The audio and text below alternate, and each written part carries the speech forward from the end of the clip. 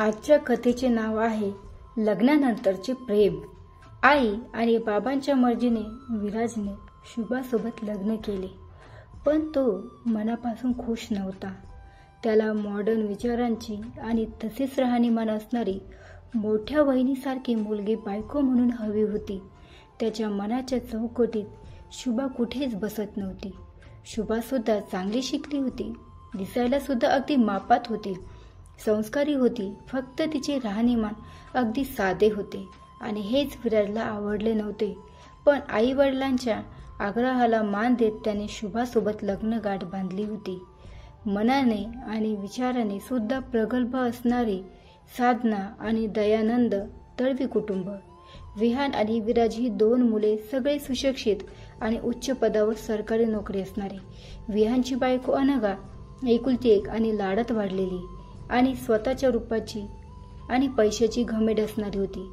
विहान सोबत love marriage होऊन दळवी कुटुंबाची मोठी सून झाली, पण त्या घराची सदस्य मात्र नाही होऊ शकली।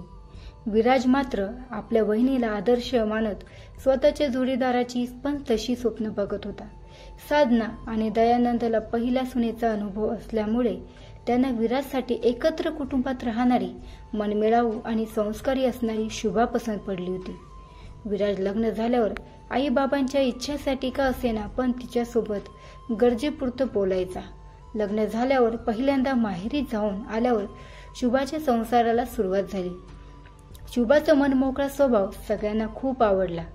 सासूला घरातील सगळ्यांच्या आवडीनिवडी विचारून घेती व स्वतःला त्यांच्या पद्धतीने घडवण्याचा प्रयत्न करत होती।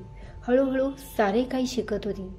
घरात स्वयंपाकाला बाई असतानाही ती स्वतः सगळ्यांसाठी काही ना काही बनवून ठेवत असे। तिच्या हाताला खूप चव होती।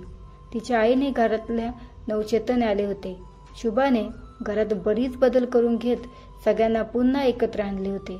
सकाळचा नाश्ता आणि रात्रीचे जेवण सगळ्यांनी सोबत करायचे असा जणू नियमच तिने सगळ्यांना लागू केला। या सगळ्यात विराज मात्र तिची रोज एक नवे रूप बघत होता। तो त्याच्या वहिनीमध्ये आणि शुभामध्ये असणारे गुण अवगुण कम्पेअर करत होता। लग्न झाल्यावर एका महिन्याभरातच तिने तिच्या गोड स्वभावाने सगळ्यांना आपलेसे केले होते। विराजला सुद्धा याची जाणीव व्हायला लागली होती की फक्त राहणीमान फॅशनेबल असले तरच तो जोडीदार परफेक्ट नसतो, तर एका परफेक्ट जोडीदाराचं मन आणि घरातल्या इतर व्यक्तींसोबत असणारं वागणं सुद्धा तितकंच उच्च आणि मन मोकळं असणं आवश्यक असतं। विराजने तिच्या साध्या राहणीमानाकडे जरा दुर्लक्ष करत तिच्यामध्ये असणाऱ्या संस्कारीपणाकडे बघण्याचा प्रयत्न केला।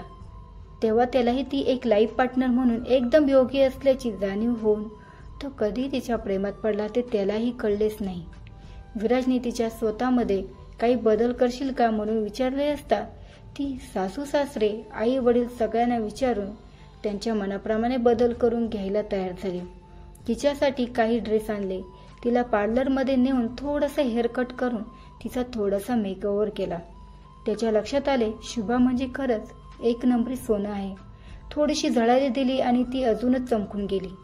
विराजला आपल्या आई वडिलांची पसंती पुन्हा नव्याने आवडू लागली आणि आता त्याची खऱ्या अर्थाने लग्नानंतरची प्रेम कहाणी सुरू झाली।